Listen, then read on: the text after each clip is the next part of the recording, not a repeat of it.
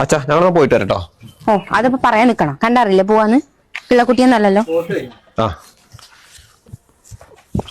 കേറ്, സമയമില്ല. അല്ല അച്ഛനുള്ള ഭക്ഷണം അവിടെ ഉണ്ട്, വേണമെങ്കിൽ എടുത്ത് കഴിച്ചോളൂ. നീ എന്ത് ഇങ്ങനെയൊക്കെ പറയുന്നേ? എനിക്ക് ഇങ്ങനെയൊക്കെ പറ്റുള്ളൂ, ഞാൻ അവിടുത്തെ സെർവന്റ് ഒന്നല്ലല്ലോ. ഈ ഒരു വീഡിയോയിലൂടെ തുറന്ന് കാണിക്കുന്നത് കണ്ടു നോക്കണം നിങ്ങൾ.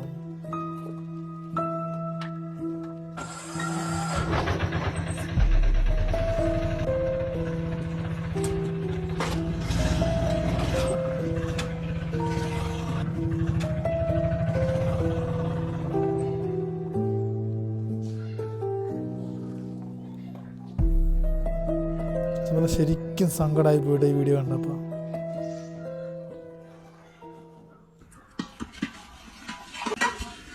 അത് വിശന്നിട്ട് ഭക്ഷണം കഴിക്കാൻ വേണ്ടി ചെന്ന് നോക്കുന്നതാണ്.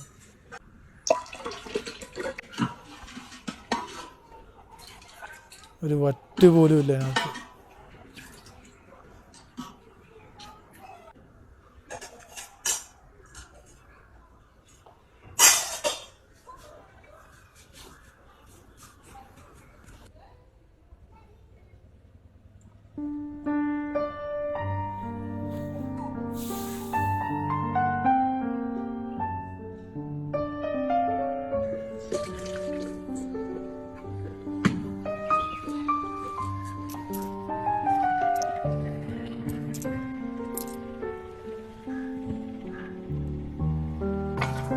മോനെ ചില്ലറ എല്ലാം കൂട്ടിയാ കൊച്ചിനെ കൊടുത്തു വിടുവാണ്. ഒന്നുകൊണ്ട് വരി.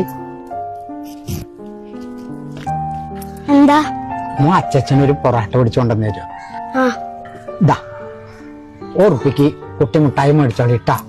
ഇത് 6 ഉറുപ്പ്യല്ലേ, പൊറാട്ടയ്ക്ക് 12 ഉറുപ്പ്യാണേ. ആണോ? ഞാൻ കൊറേ കാലായി കടയെന്നൊക്കെ കഴിച്ചിട്ടേ. എന്നാ മോണ്ട് തന്നോ. അപ്പൊ കൊള്ളി ഇട്ടാ.